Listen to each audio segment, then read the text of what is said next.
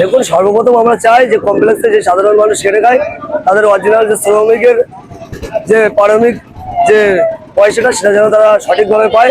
আমরা দেখেছি এখানে কিছু তৃণমূলের তোলাবাজ ব্যক্তি, নাম করেই বলি, যেমন রাকেশ চৌধুরী এবং তথা যারা হাত ধরে করতো যে নটরাজ ক্রিমিনাল শওকত মোল্লা, যে এইসব যারা কোম্পানি এখানে আছে তাদেরকে যেভাবে রোলার চালিয়ে তোলাবাজি করতো সেটা মুক্ত করার জন্য আমরা আসলাম।